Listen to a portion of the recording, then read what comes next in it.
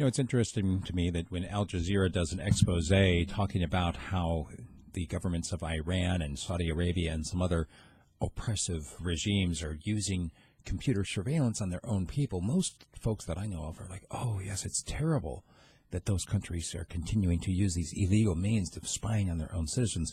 And part of it has to do with the fact that these citizens that are being spied on, then being picked up for having expressed an opinion that the government doesn't like, in some cases being beaten, in most cases, actually, in some cases being tortured, being put in jail on any number of trumped-up charges, all of which is designed to keep them from doing whatever it was that they were doing that got the government upset at them, whether it was a protest that they were trying to be involved in against the government, or whether it was some newspaper critical of the government, some other kind of internet, any kind of expression of an opinion that is critical of the governing forces in these countries.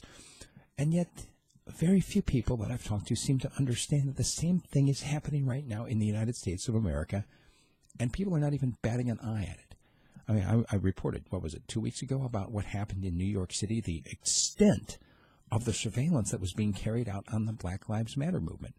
I'm not a part of Black Lives Matter, obviously. I'm not part of their group, but I support the idea of being able to protest and to be able to express ideas that make other people uncomfortable. If you cannot handle somebody's idea being expressed, and you think that the best way to counter it, instead of presenting your argument and letting the facts fall where they may, instead of having an exchange of ideas in open, that you'd rather go and arrest someone, you'd rather go and remove their voice from the public sphere, shut down their newspaper, cancel their protest, whatever it is. If that's what you think, then you have some really weak sauce. Why do you believe what you believe? If you believe so strongly in the justness of your cause, whether you're talking about the Iranian leaders that are propping themselves up or the leaders of the United States that are propping themselves up on the backs of the people, if you believe so firmly that what they're doing is right, then why can't you express it without using violence? If your reaction to somebody saying something that you don't like is to exert violence on that person, what does that make you? That's the same kind of reaction that we've seen by thugs all through history. I mean, we bandy about these terms of Nazism and, the brown shirts are coming, when in point of fact, that actually is kind of happening right now, isn't it?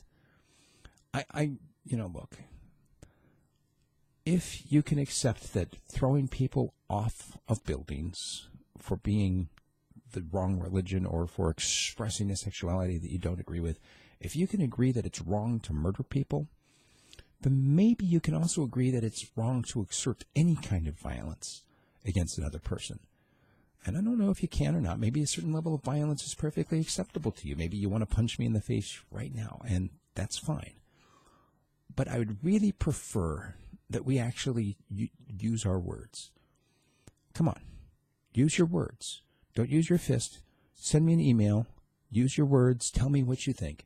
Steve@radiofreespeech.com. Once again, Steve@radiofreespeech.com. Thank you.